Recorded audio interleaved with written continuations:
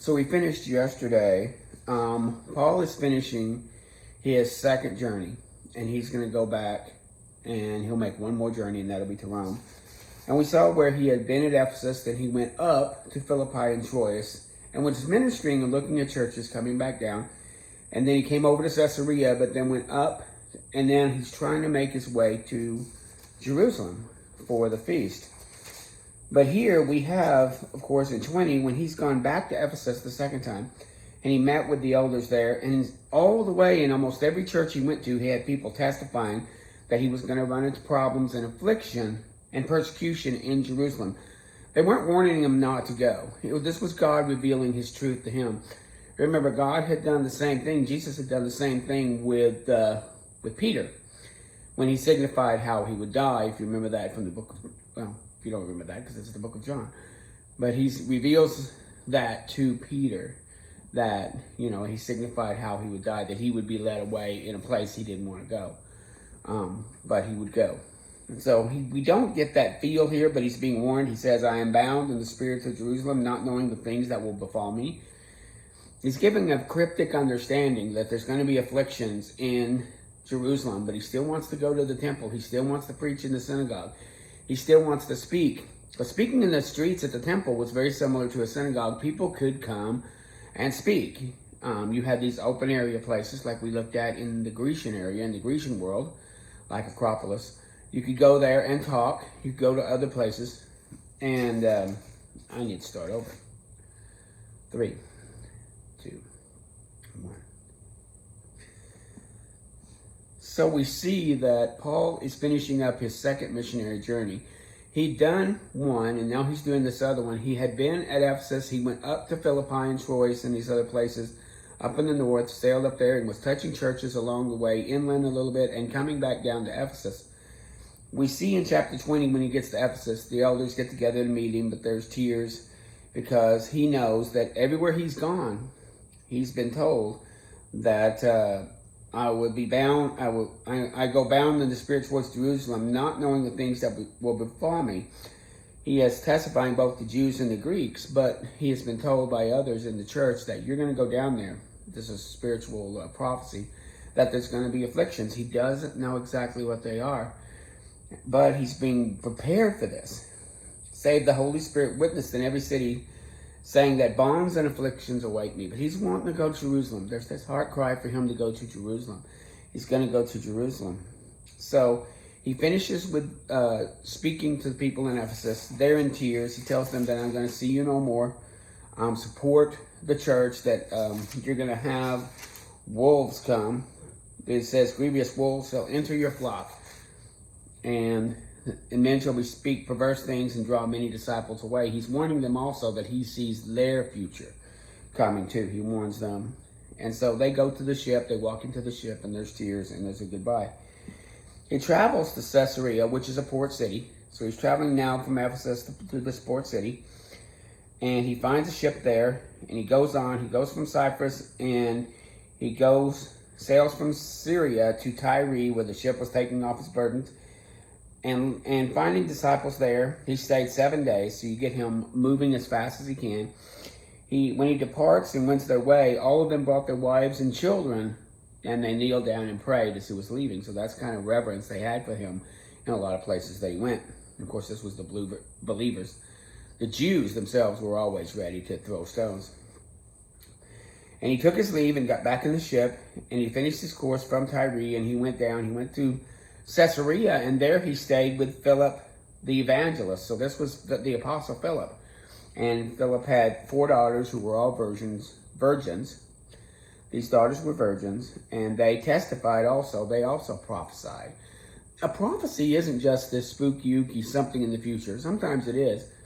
Many times when you tell the truth, that's God's words, you're prophesying because you're giving people God's words. When you tell them all have sinned and fall short of the glory of God, that is a prophecy.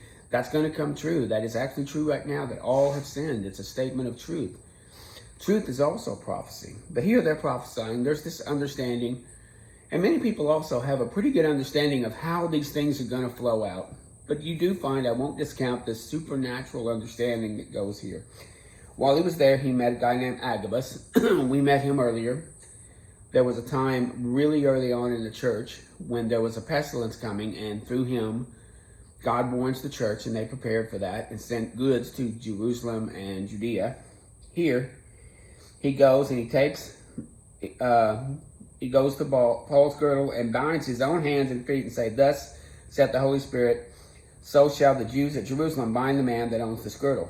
And so he was bound and taken away. Now, Paul did have some chains. They weren't being bound by rope, but he was going to be bound and taken away. This is another sign of what was going to happen to him. And when we heard these things, we besought him not to go. But then, why do you weep and break my heart? For am I not ready to be bound only, but also to die at Jerusalem? His idea was, I'm going to go there and I'm going to die. But my heart is to go, and I'm going to go. So they said, the will of the Lord be done. He goes to Jerusalem, and he was met by disciples of Caesarea, and he was welcomed by the brethren. And the day following, Paul went in to meet with James. This is James the Less.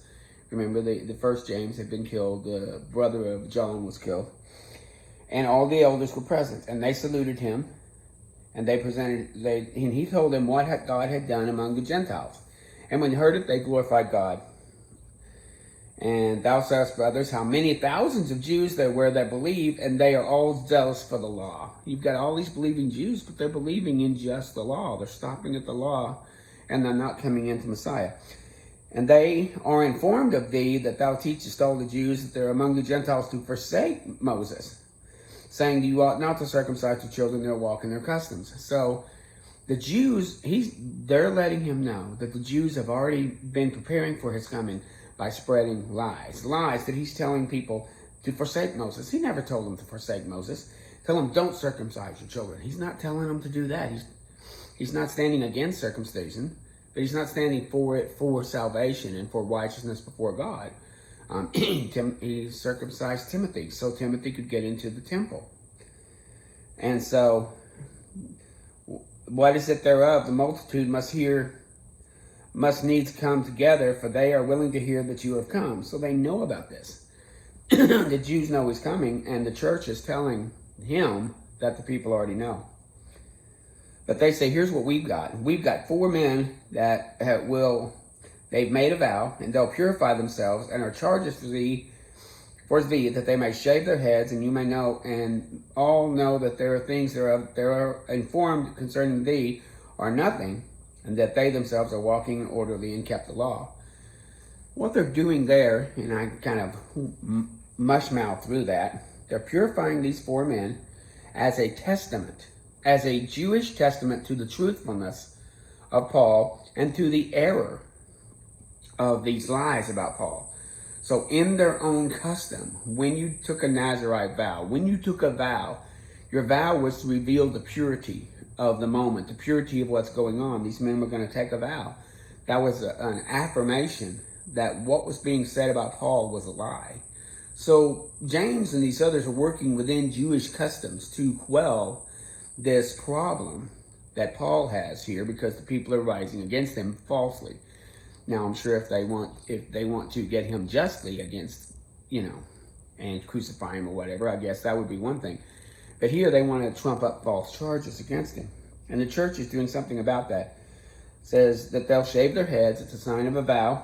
And these men all those that look at them will know, hey, he's got Nazirites. That's a different thing. Why would somebody who's anti-Moses use our customs, use a Nazirite custom? And therefore they informed concerning thee are nothing, but that thou hast also walked orderly and kept the law. As touching the Gentiles, which believed, we have written and concluded that they observe no such thing. We didn't preach them this. We didn't preach this to the churches. Get rid of the law. Get rid of this. Don't circumcise. Don't be Jewish. We told them only to abstain from idols, from fornication, from blood, and from strangling of blood, of things that were strangled. So Paul took the men, and the next day purified himself with them, entered into the temple to signify the accomplishing of the days of purification. Here he is following Jewish law, Jewish tradition, to show that he is not guilty of these false un-Jewish acts. It's kind of a mushmouth through that. Go back and read it yourself. But it's interesting how we get a flavoring here of how Paul is wanting to present the gospel clearly. He doesn't want it all, all messed up with all these extra lies and extra falsehoods thrown in there. And when the 7 days were ended, the Jews that were in Asia that saw him in the temple stirred up the temple and laid hands on him, crying, "Men of Israel, help! This man has teaches people. They go against the laws." And he also brought a Greek into the temple. Now here they are trying to point to Timothy. He's a Greek. We were up north. It says, where were they? Yeah, they recognized Timothy as being an Ephesian. And all of a sudden they're saying they're bringing in a Greek into the temple. And of course he was not. And all the city was moved and the people ran together. And they threw him out of the temple and they locked the doors. I mean, this was a riot on their hands. They're pushing this guy out. There's people screaming and shouting. He's there. Timothy's there. These other men are there. And it's just men pushing back and forth. And they were about to kill him when in came the chief captain. And all Jerusalem was in an uproar. The whole city was getting an uproar with this. And immediately the soldiers ran into them. And when they saw them, they stopped beating Paul. So here they are beating him with rods. And when the Roman soldiers come in, they stop, and this chief of the captain is there. And some cried one thing and some cried another. He commanded of Paul to be bound in chains. Just in case you're guilty, we're going to bound you in chains and we're going to take you away.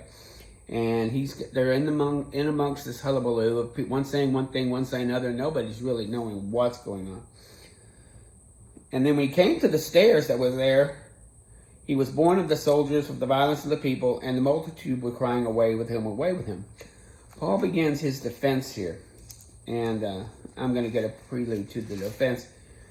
Is that Paul is here talking about, he says to the guy, "Can you speak Greek?"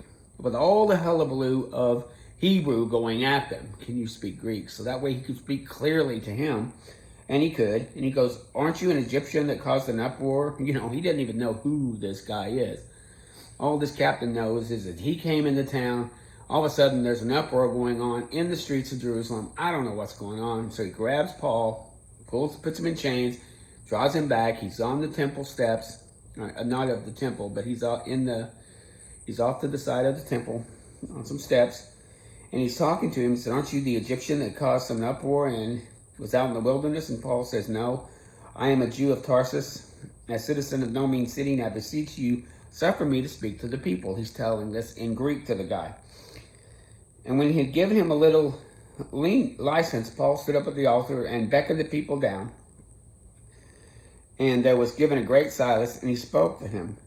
In chapter 22, we have Paul's testimony. Here he is putting his testimony out there.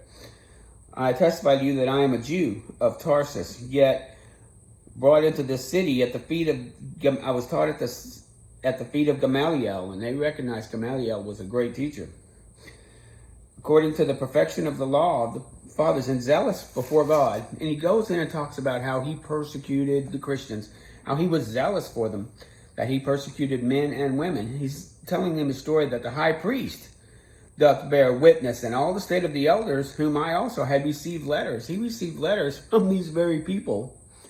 They do bear witness that he had letters once. He got letters from them. They recognized who he was. That to go and grab these Christians and grab them and put them in jail. They were conspirators at that time against Christianity with him. And he gives his Damascus story, how he was at Damascus and a great light came upon him and said, "Saul, Saul, why do you persecute me?" And it says, "Who are you, Lord?" And he goes, "I am Jesus of Nazareth, whom you persecuted." And he saw this great light, and others around him only heard a voice. And he said, "Arise, go to Damascus, and I will told thee what to do there." And he talks about how he was blind. He talked about how one Ananias came up, a devout man of the law. A devout man of the law. He came up and with good report among the Jews that dwelt there. So Ananias just wasn't some average Jew walking the streets. He was somebody of good report in that part of the city. And he said, "The God of our fathers has chosen thee that thou shouldest that thou shouldest know his will and see the just one and shouldest hear the voice of his mouth. So he's laying out the facts to them, and many of them are incontrovertible. They knew of Gamaliel. They probably knew of Ananias. They also, certainly these men knew that they were the ones who had worked with Paul many years ago. And therefore, and why tarriest thou? Arise and be baptized and wash away your sins, calling on the name of the Lord. He's going, look, don't tarry. Come on, let's do this. He's given his credentials. He's given his testimony of why he's there. And now he's doing a altar call. Why are you tarrying? Arise and be baptized and wash away your sins, calling on the name of the Lord. And it came to pass that when I come to Jerusalem, I prayed at the temple. I was in a trance. And I saw him coming to me saying, make haste and get thee out of Jerusalem, for they will not receive your testimony. And I said, Lord, they know that I am imprisoned and am beaten in synagogues, those that believe in thee. And even the blood of the martyr Stephen was shed. I was standing there consenting to his death. They know this. This is like you've gone home. They know who you are. You're telling them old news. And they gave him audience unto his words, and he lifted up his voice. They lifted up their voice, saying, away with this fellow and from the earth, for he's not fit to live.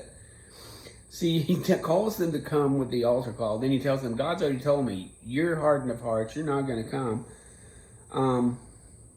But know that also I was the one that was there. That I imprisoned those that believed, and I was there with the shedding of the blood of Stephen. And when they heard this, they said, away with him, and they cried out, and they threw their dust in the air. The chief of the captain commanded, brought forth, and put him in the castle, and bade that he should be examined by scourging. So here the Romans, instead of asking questions, they would scourge people. They would beat people to find out, are you telling the truth? That was the way of doing it. After they beat you a while, they probably figured, well, he's telling the truth, So they're going to scourge him some more. Not only had he just been beaten by the Jews, now he's going to get beaten by the chief captain. But Paul does this before this happens. Paul goes, is it lawful you to scourge a Roman citizen and who is uncondemned? And now, wait a minute. Now everything gets flipped on its head. You're a Roman? I thought you said you were a Jew from Tarsus.